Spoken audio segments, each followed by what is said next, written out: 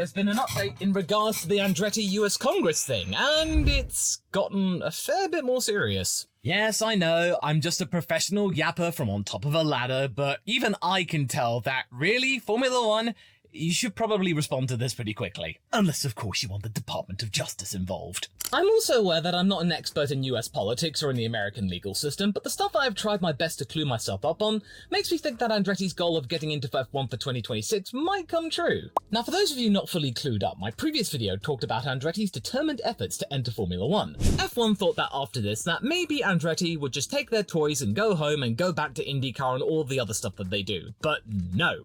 That did not happen.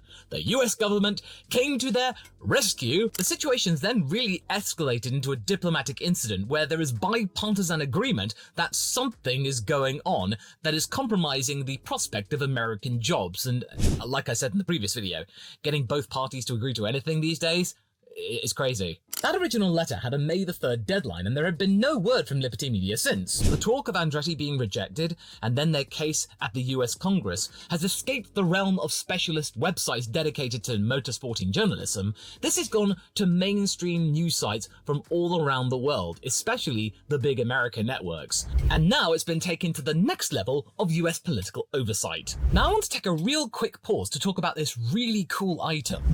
A bracelet created from real F1 tyres, courtesy of the fine fellows over at Mongrip, based in Monte Carlo itself. Presented in this wonderful presentation box and, this very, very luscious pillow, the Mongrip bracelets are made in Italy and with premium materials which are at the heart of Formula One. Each box comes with a certificate of authenticity and a small description about the tyre you will be wearing. And yes, it even smells like an F1 tyre. Good years. There are a multitude of variations to choose from, as well as limited editions supported by the estates of Ayrton Senna and Michael Schumacher, each with their own unique designs. Now, admittedly, these bracelets are not cheap, but they are quite the unique accessory. Also, it's a lovely treat for yourself or a loved one who enjoys Formula One and really wants to wear a piece of its history on your wrist. #wristery. Personally, it's like living your passion every single day, and it's really hard to describe it in words, so you know what, I'm just gonna have another sniff. Oh, just smells so right. So check the link in the description to get yourself the most authentic F1 relic you can wear. And thanks once again to Mongrip for sponsoring this video. The chairman of the US House Judiciary Committee, Jim Jordan, has finally contacted both the CEO of Liberty Media and Stefano Domenicali about his own concerns surrounding the rejection of Andretti Global. By the way, did you know that the owner of Liberty Media also owns TripAdvisor?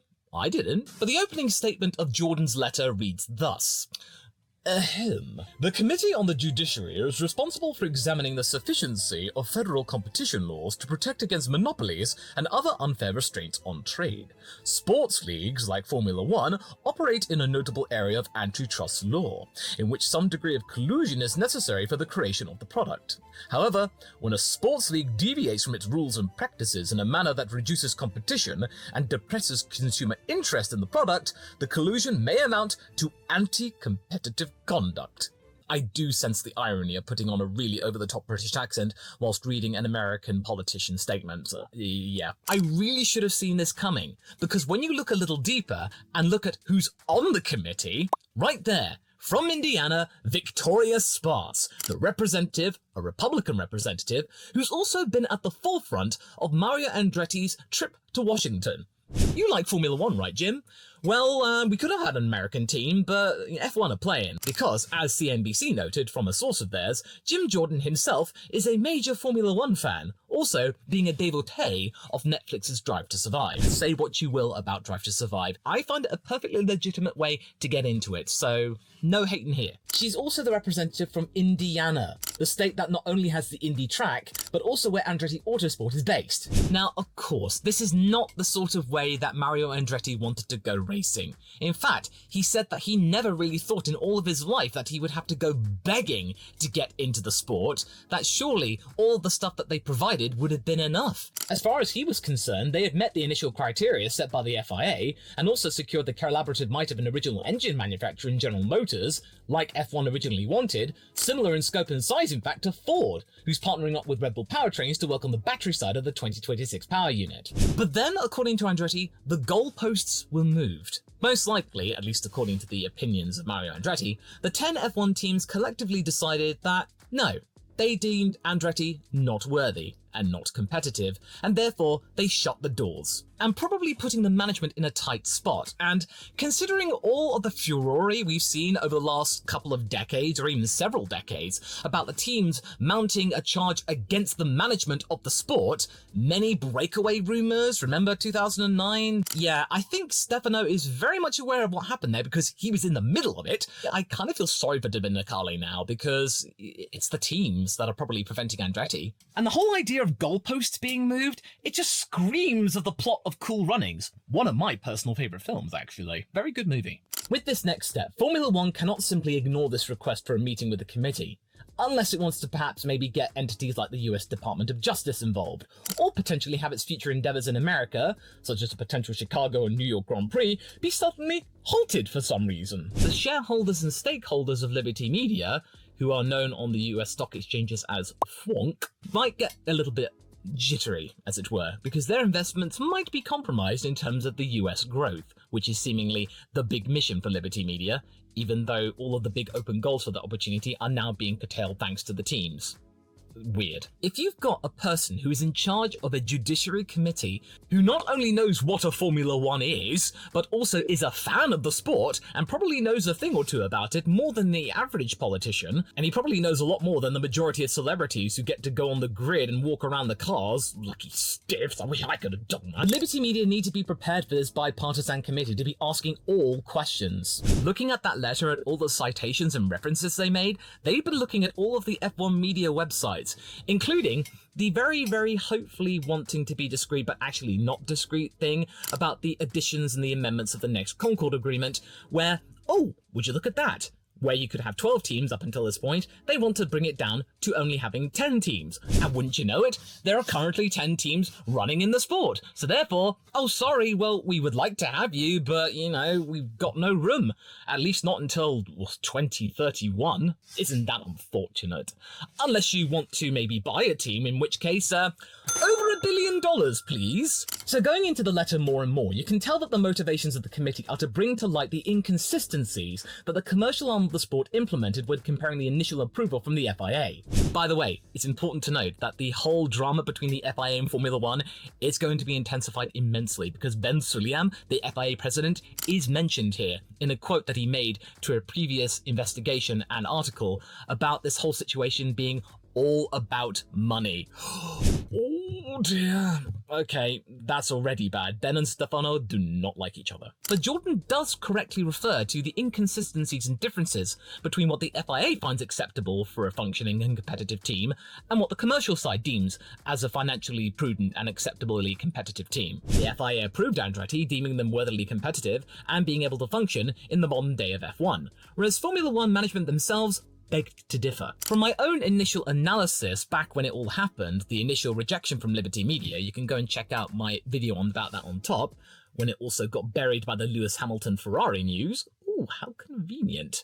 At best, a very lucky coincidence. As far as new teams are concerned, Formula One will only deem a team worthy if they can be ultra competitive. We're not talking about like midfield level, like maybe Alpine, Racing Bulls and whatnot. They want teams to be immediately going after Red Bull, Ferrari, and now fortunately McLaren. You know, go Macca.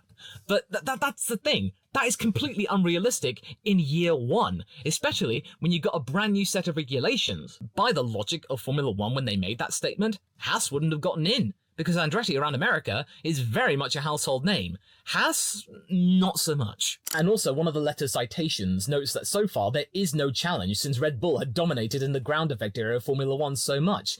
So I guess our thoughts are aligned on that one. There are more findings and references which I do agree with Jordan on because it is quite prudent and it all has to do with the situation regarding power units that You remember the idea that there was a pre-planned initial agreement that Andretti would be powered by Renault customer engines, that they'd come to some sort of deal, and now it's obviously expired, but it would come back again if Renault could see that Andretti had been approved. Well, Formula One noted that if they did that, it would be damaging to the prestige and standing of the sport, whilst also stating that if Andretti did use a new engine of its own, that it would, as Jordan would state, create a challenge for a brand new team.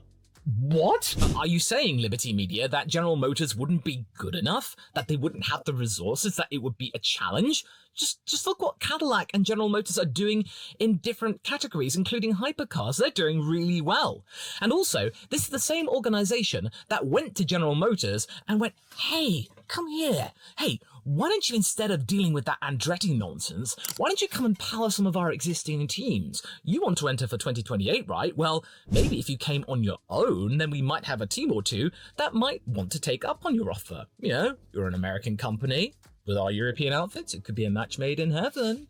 Well, that proved to not happen because, yes, General Motors are entering the sport in 2028, but they're only going to be doing it with Andretti. As I said in my previous video, they've deemed it Andretti or nothing. And then, of course, the blowback from all of that is that when General Motors did announce their intentions to compete in F1 for 2028, F1's official website did not mention it once. Whereas when Audi announced their involvement in F1 for 2026, it was all over the place. They even had a show car draped in the Audi colours.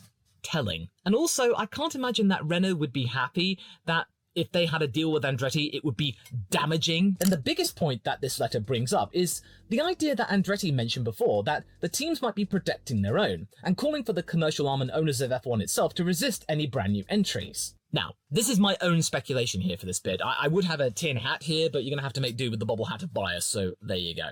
It's my own belief that back last year, when the FIA put out their initial 2023 expression of interest for any interested parties to maybe petition themselves for a team entry further down the line, that the existing teams might have thought that, oh, we might just get some podunk operations here or there, that nobody's going to take it seriously, we can easily laugh at them off, and that the FIA wouldn't approve them. Oh, Andretti entered and they were approved. They are a commercial superpower, and then eventually Formula One says, oh, they're not a commercial superpower, they'd be suckling off of our teats, effectively. I know I'm paraphrasing, but it's true.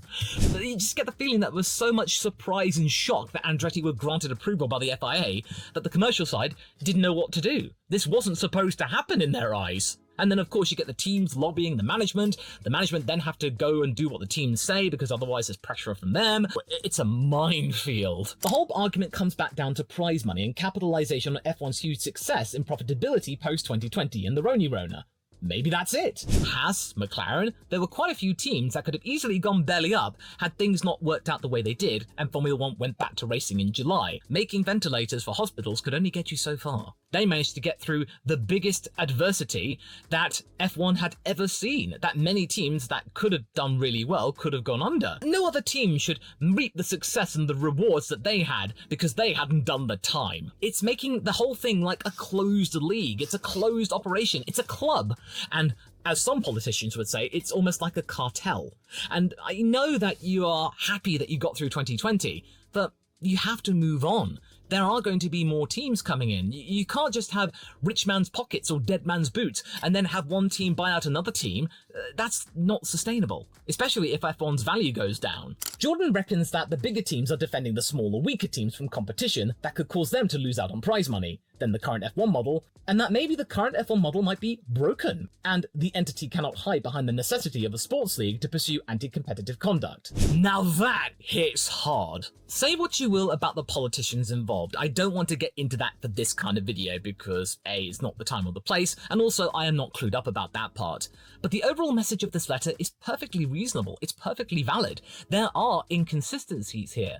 I, a professional yapper from on top of a ladder, can see that. I saw that in January. We all saw it in January. That whole statement, it was so long and draped in legalese and so just pandering and long, and it was just weird. It was so strange that they would even put out a full statement like that.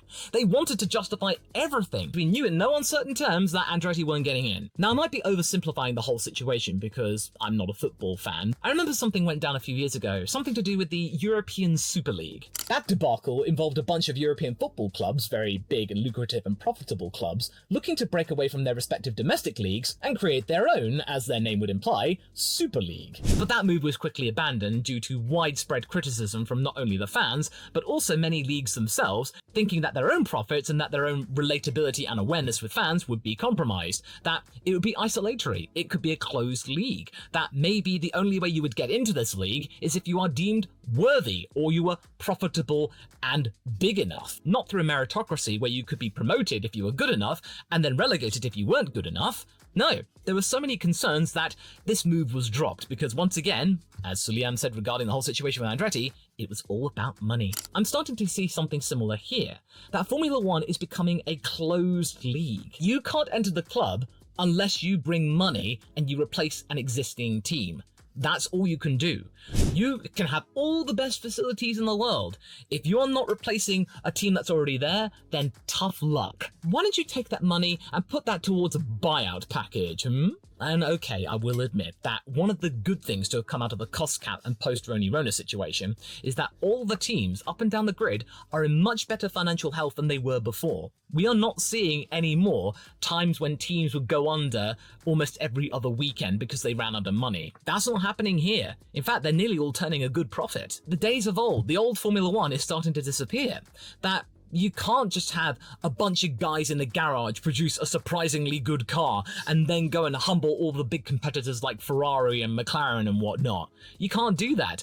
You can't even have a fairly decently invested package that is okay, but yeah, they're plucky, but they're not going to be setting the world alight. You can't have that anymore. You need to have big bucks. That's all you need. So if you're thinking that this is something that F1 can just brush off and let the May 21st deadline pass without thinking, then think again. F1 wants to branch out in America more and more, and the owners of the sport are American. So why are they being anti-American with a brand new team entering? This American involvement means it's accountable to federal law. American jobs could be generated from all of this that could yield some really beneficial results, especially for Indiana, where Andretti is based, and also at all of the other places, because if you look back at the latest Miami Grand Prix, that had the best ever live televised viewing figures of any American race. American interests could stand to gain from this, all at the perceived expense of the European side of the sport, because even though Liberty Media owns F1, F1 is seen as a European sport. And that historical involvement is something that I think is keeping Andretti away. That even though Formula One, the management want to break into America, the teams of old do not want that. There is a struggle going on behind the scenes in the commercial side, which the FIA are observing and are sort of letting happen.